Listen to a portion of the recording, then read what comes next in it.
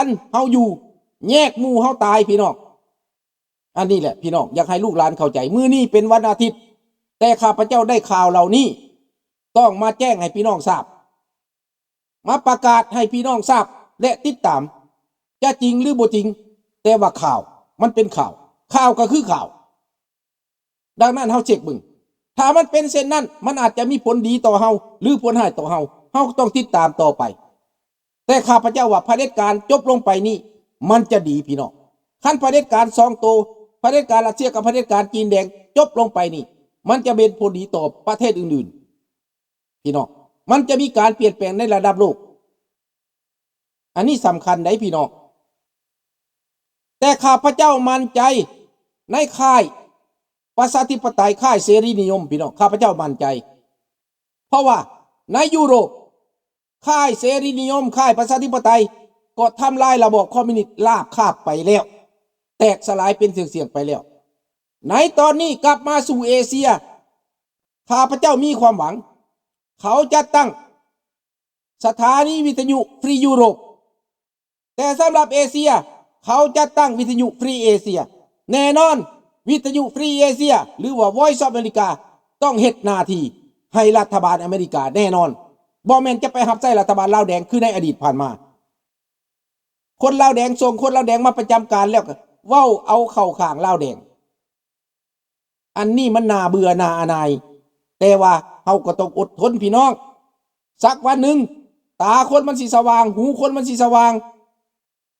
มันสิเศร้าหูหนวกตาบอดเฮาจะต้องหู้แดกเงินอเมริกาปัดไปโฆษณาให้ลาวแดงมันสิเป็นบ่พี่น้องอันนี้เฮาต้องเบิ่งเฮาเลือกคนบ่ถูกเฮาเข้าคนบ่ถูกมันก็เกิดแบบนี้นะสบายดีผู้เข้ามาใหม่เนาะพี่น้องดีอกดีใจเด้อพี่น้องเด้อถ้าว่ามันเกิดดังนั้นน่ะตอนใส่เสื้อแดงเสียงกล้องเดี๋ยวนี้เสื้อดำเสียงปกติแล้วโอ้ขอบใจ เสียงปกติตอนเสียงกล้องลืมกดตุ่มใช่ไหมเพราะว่าใส่อันเรื่องอัน V8 นะ V8 นะคันเฮาบ่กดปุ่มมันเสียงมันเปลี่ยนตลอดเวลาเฮามอดเครื่องแล้วมันเปลี่ยนขึ้นมาใหม่ต้องกดลืมขอโทษขออภัยหลายๆเด้อถ้าเสียงบ่ดีเด้อพี่น้องเด้อขอโทษขออภัยหลายๆบางเทื่อก็มันก็ลืมผู้เฒ่าเนาะลืมควบคุมเครื่องเพราะว่าเรื่องเสียงนี่มันต้องควบคุมอยู่ตลอดเขาหันนิสถานีเขามี2-3 คนเฮาละคนเดียวเนาะอันนี้แหละทั้งมือซ้ายมือขวาต้องเบิ่งนั่นเบิ่งนี่ต้องเอาเนี่ยได้ก็ตามล่ะพี่น้องต้องผ่านพาให้ได้เนาะต้องผ่านพาให้ได้เป็นข่าวดีลูกหลานเป็นข่าวดีข้าพเจ้าดีใจพี่น้องท่านมันเป็นเช่นนี้แต่ว่าในยูเครนสิเว้าเรื่องยูเครนต่อไปทหารยูเครนเมื่อได้รับอาวุธเพราะว่าทหารยูเครนนั้นสบายดีอยู่เมื่อทหารยูเครนได้รับอาวุธจากค่ายตะเวนตกทหารของเขา2 ล้านคนฝึกหัดมาแล้วได้2 ล้านคนยังจะรวมมาอีกให้มันได้หลายล้านขึ้นตื่มทั้งตำรวจทั้งทหารดังนั้นอาวุธยุทโธปกรณ์แม่แล้ว taxpayer อเมริกา taxpayer แหละถูกต้องดังนั้นพี่น้องในเมื่อว่าอเมริกาทุ่มชุดตรงทุบชุดตัวอาวุธบ่อันได้ข่าวว่าอเมริกายับเข้าไปอยู่ใกล้ในดินแดนยูเครนแล้วอาจจะเข้าไปในดินแดนแล้วส่งหน่วยคอมมานโดหน่วยยังเข้าไปแล้วเพื่อซอยซุกยู่ทางหลังยูเครนปกป้องเบื้องหลังทหารยูเครนต้องออกหน้าทหารอเมริกาหักษาทางหลังมึงยิงมาโลดอเมริกาตอบโต้อเมริกาบ่ได้ไปลบแต่อเมริกาเข้าไปประจำการรักษาแนวหลังให้คือบ่พี่น้องคือบ่ข้าพเจ้าว่าอเมริกาควรเฮ็ดแล้ว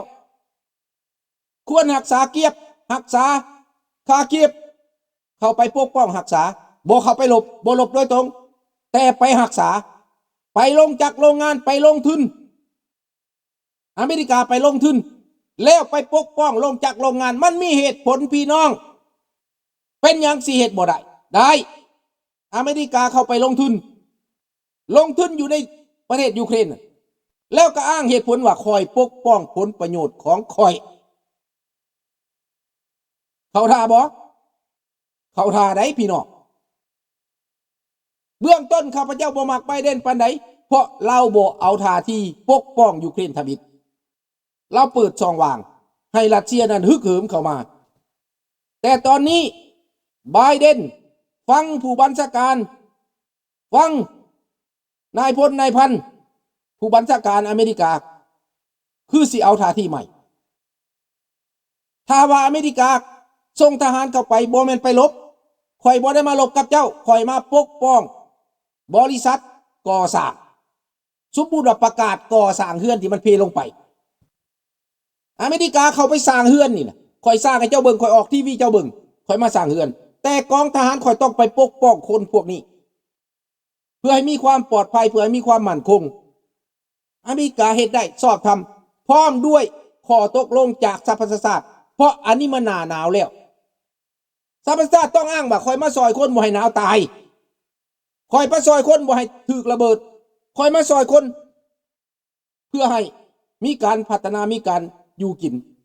มีเหตุผลทางนั้นพี่น้องแ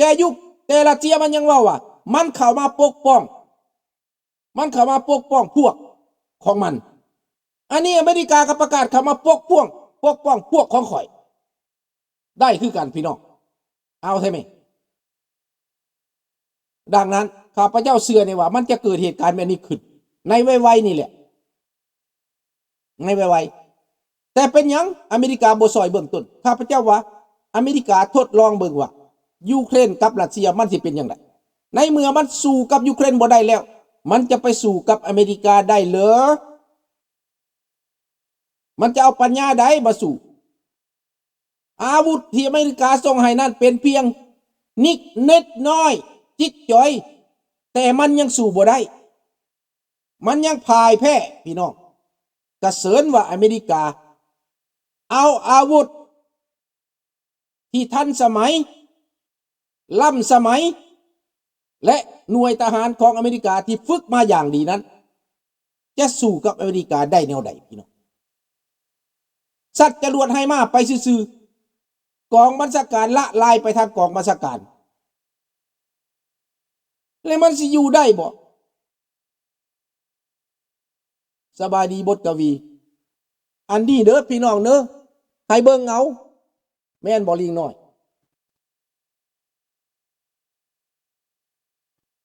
บ่เป็นอย่างเด้อลุงพอใจลุงเต็มใจที่มาเว้าเด้อลูกหลานผู้ฟังผู้ชมให้ไปเกาะไปกายกันมาไปสักไปส่วนกันมาเด้อลูกหลานเด้อลุงสุนทราพร้อมแล้วเจจะมาเว้ามาว่ามาเป็นปากเป็นเสียงเฮ็ดหยังบ่ได้เป็นผู้เฒ่ากับบ่เป็นผู้เฒ่าตายดีดอกเด้อเป็นผู้เฒ่าที่มีคุณค่าราคาเป็นผู้เฒ่าที่เสียสละเพื่อลูกเพื่อหลานเฮาตายไปเฮาก็ตายไปเป็นขี้ดินซื่อบางคนหัวอกลกคือว่าเพิ่นเป็นผู้หนึ่งสิร่ำสิรวยสิอยู่สิกินตีจริงแล้วมึงสิรวยก็รวยไปเถอะรวยไปก็ตายคือเก่าบ่รวยก็ตายคือเก่าดีกว่าปากเป็นประโยชน์เว้าเป็นประโยชน์เว้าเพื่อบทเรียนเว้าเพื่อลูกเพื่อหลานจะได้ดีกว่าลุงสุนทรามีความสุขที่ได้ให้แสงสว่างแก่ลูกแก่หลานเป็นแสงเทียนให้ลูกให้หลานเห็นอนาคตและประชาธิปไตยอันนี้เป็นความจริงเด้ไผสิด่าไผสิป้อยไผสิเกียดสิซังลุงบ่สนบ่สนใจกับพวกมันและบ่สะอ่อนมันอีกไผสิอวดสิอ้างว่ามันร่ำมันรวยอยู่ประเทศลาวข้าพเจ้าก็บ่สะอ่อนเป็นยังบ่สะอ่อนเพราะว่าได้มาแบบบ่ชอบธรรมข้าพเจ้านี่คนใดทุกข์ยากก็ตามต่อเป็นคนดีข้าพเจ้านบได้ข้าพเจ้ามักคนดีคนที่มีศีลมีธรรมคนที่เห็นแก่ผู้อื่นบ่บังเบียดเกียรติชังผู้ใดแต่ข้าพเจ้าบังเบียดเกียรติชังตั้งแต่เผด็จการพี่น้องเผด็จการเท่านั้นคนที่กินหัวหมูเท่านั้นที่ข้าพเจ้าบ่มักพี่น้องข้าพเจ้าบ่มักเนาะลูกหลานทุกท่านมีนี่เป็นข่าวดีสำหรับทหารยูเครนลบสบายดีปณฐาเนาะ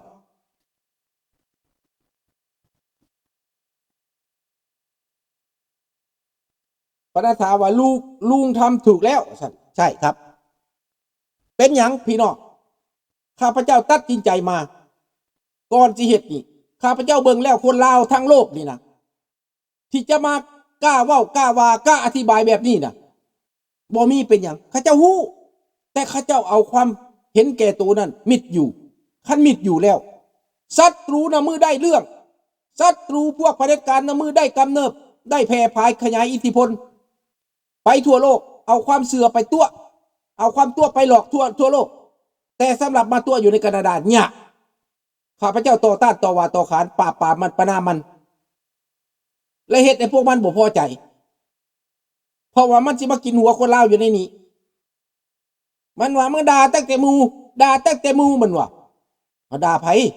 ด่าเผด็จการมึงแปะต้องมึงหยังแน่มันอยู่บ่นี้มันอึดอัดมันอยู่บ่ได้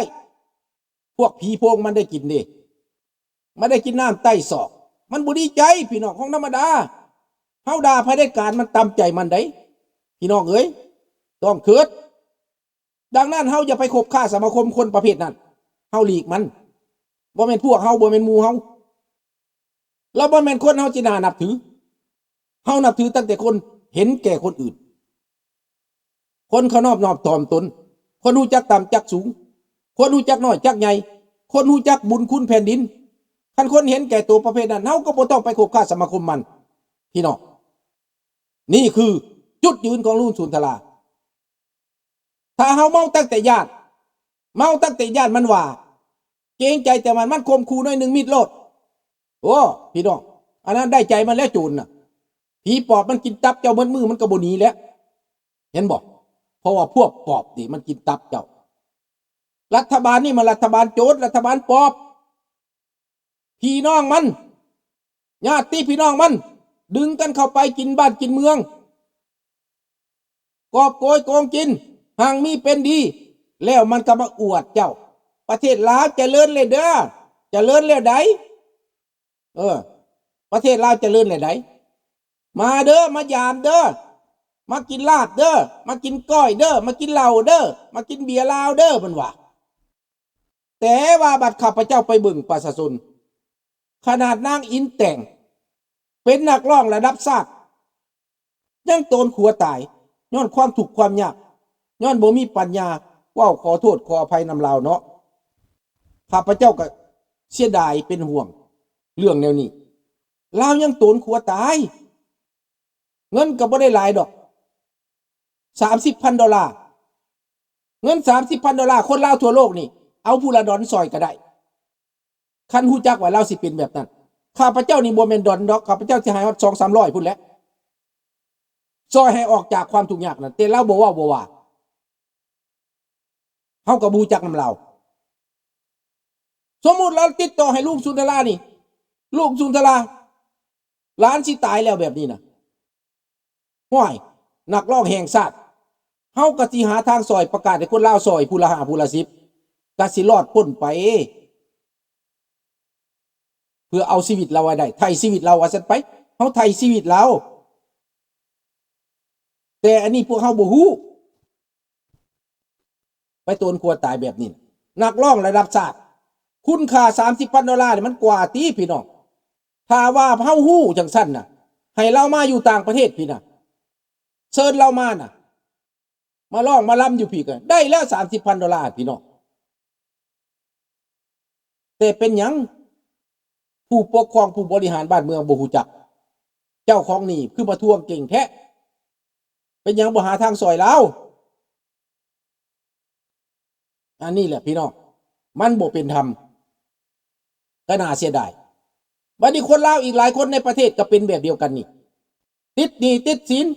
บ้านนอกบ้านนาเด็กน้อยนักเรียนอยู่เสียงเหนือสร้างขวางเสียงเหนือหัวพันไปโรงเรียนยังเอาตีนจุ่มน้ำอยู่ทางลุ่มเปียกแฉะโต๊ะนั่งก็เป็นไม้เหี้ยไม้ไผ่มันแม่นเจริญแบบใดอันนี้พี่น้องหลังคาก็เป็นหญ้าแพรกหญ้าคาปานนั้นห้องว่ามัธยมบ่ซั่นห้องเรียนมัธยมยังอันนี้นะพี่น้องข้อไก่ก็ยังงามกว่าหั่นมันปลายแปลว่าเดียวใดมันสมควรสิเป็นแบบนี้บ่ประเทศเฮานี่น่ะไม่บืดบ่อยาก